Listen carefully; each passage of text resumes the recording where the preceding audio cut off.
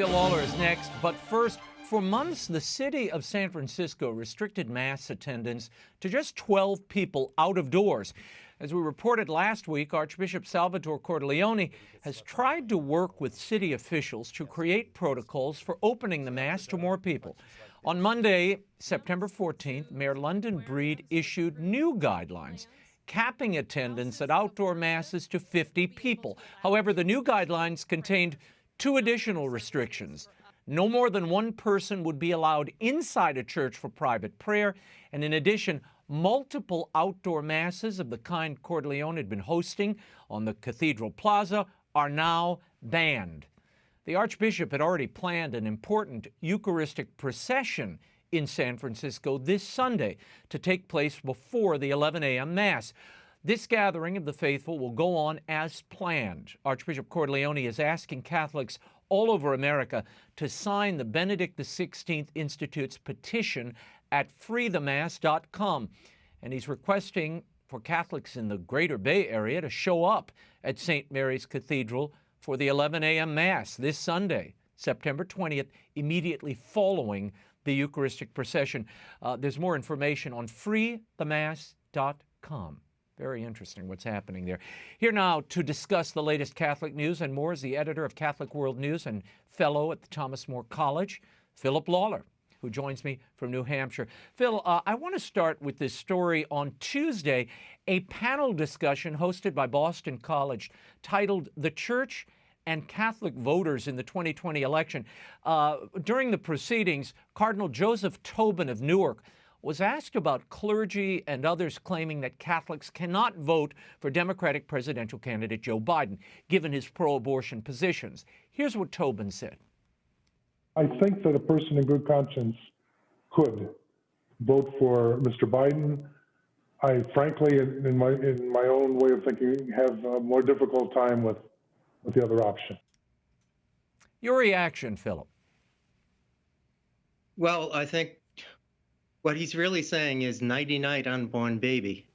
I think that this is an example of a Catholic prelate who's not willing to stand up for what the Catholic Church says. I mean, here we have a clear violation of fundamental human rights, a candidate who is pledging to do things that are completely inimical to fundamental Catholic moral principles, and he's saying that you could find a way in conscience to vote for him. I can't find a way in conscience to give that any credence whatsoever. No, I had a lot of notes from clerics and some laity in that diocese and elsewhere who said they in conscience would have a problem accepting spiritual leadership from this type of conscience. So I won't comment on that, but that's what they're saying. Now, in a statement to the Catholic News Agency, Tobin clarified his remarks. He said, "I neither endorsed nor opposed anyone running for office. I simply reminded Catholics of our responsibility to take part in the elective process." End quote. Is that what he was doing there? What message does it send, Phil, to have a Catholic cardinal diminishing what the bishops have called the preeminent issue of life in this race, particularly when you have a candidate who claims to be Catholic and he's supporting abortion with no limits and full funding? Among other things, and pledging to go back after the Little Sisters of the Poor and bring them back into the Supreme Court for the umpteenth time. This is an anti-Catholic, potential anti-Catholic regime. And Cardinal Tobin was not simply telling us to take part in the political process.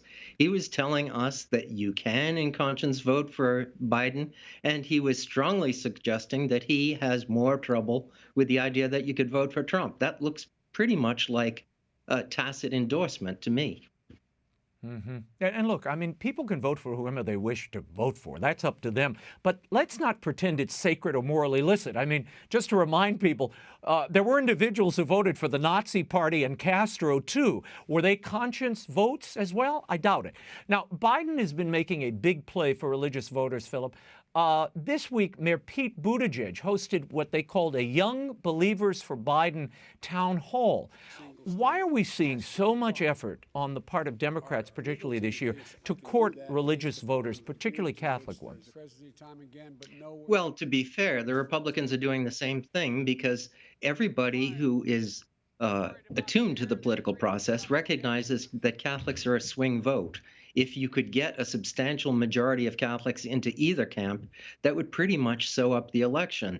So it's going to be a very heavily contested few months, and there will be both parties, I expect, pitching very hard for Catholics. One party is in a better position because it's not founded on an anti-Catholic platform. Trump won the Catholic vote 52% to 45 in 2016. And the winner of the Catholic vote has won every presidential election except 76, or since 76 rather, except one. On Tuesday, Catholic Vote, a national faith-based advocacy organization, announced it's launching a $9.7 million campaign targeting Catholic voters in key swing states to expose Joe Biden's what they call anti-Catholic record and policy agenda. Are the Republicans worried that Biden may succeed in chipping away at some of that Catholic vote? I suppose you could say that. I'd look at it the other way. I think the Republicans are being more aggressive and more opportunistic in recognizing that for years, Democrats have generally controlled the Catholic vote, and now Republicans have an opportunity to change that because of the extreme positions that the Democratic Party has taken.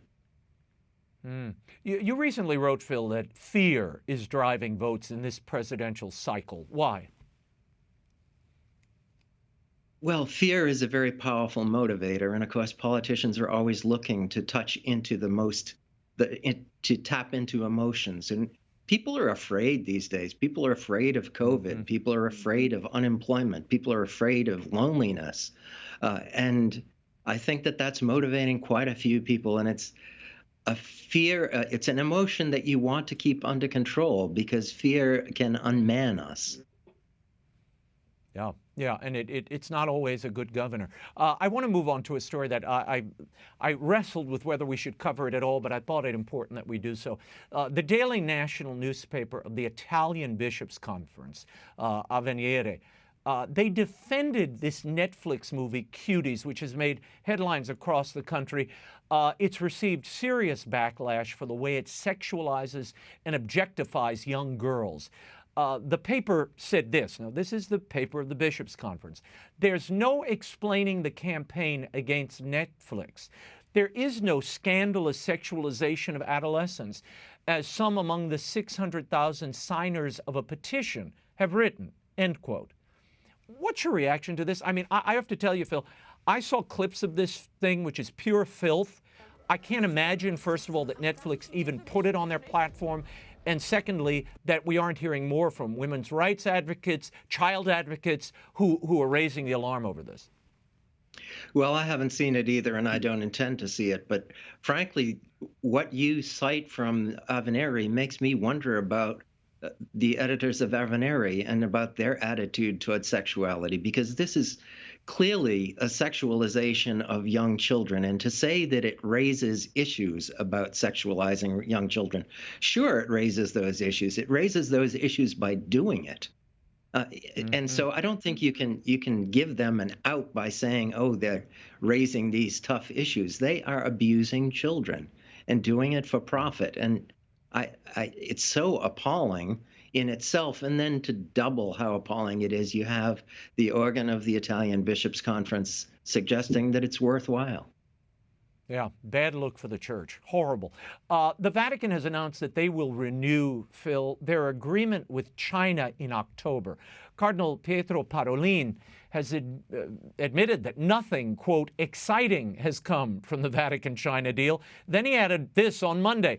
With China, our current interest is to normalize the life of the church as much as possible, to ensure that the church can live a normal life, which for the Catholic Church is also to have relations with the Holy See and with the Pope. Normalize the life of the church.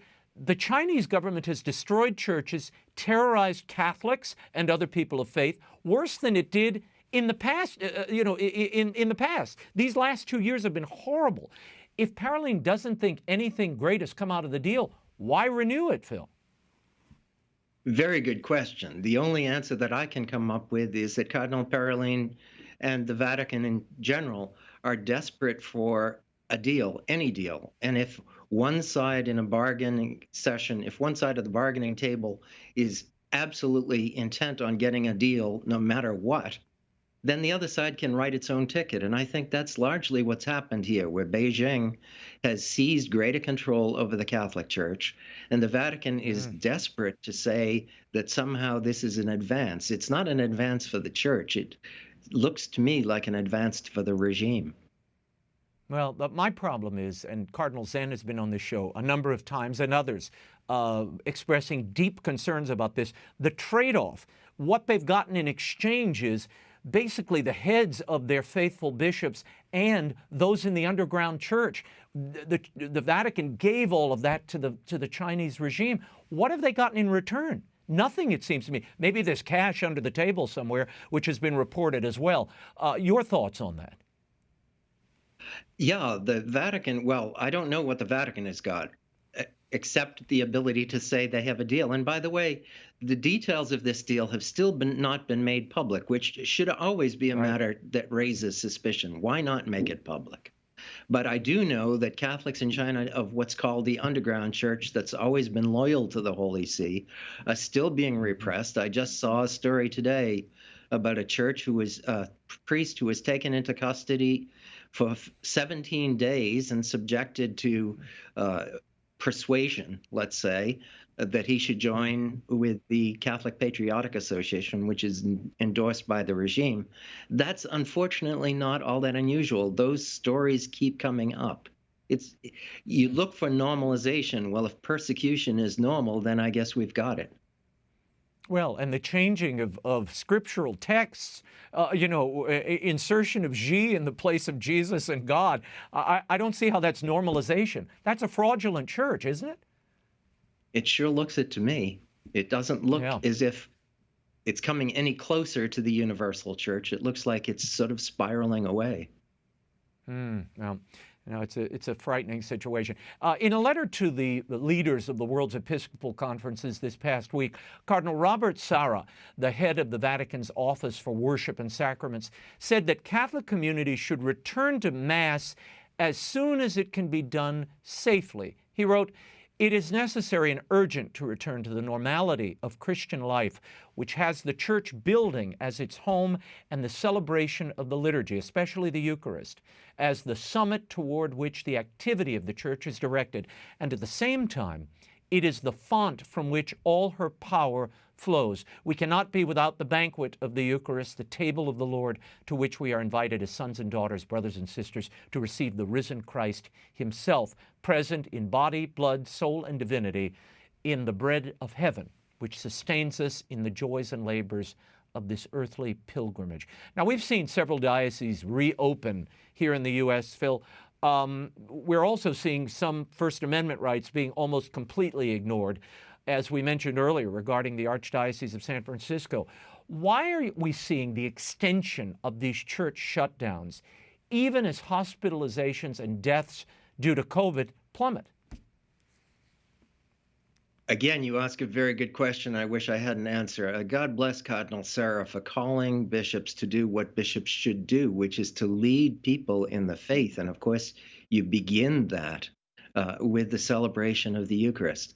I'm still wondering why all of our bishops were so quick to accept the shutdown of the churches, to accept the designation of the church as something less than an essential service, to accept the authority of the government to tell the church how and when and where to, under what circumstances to worship.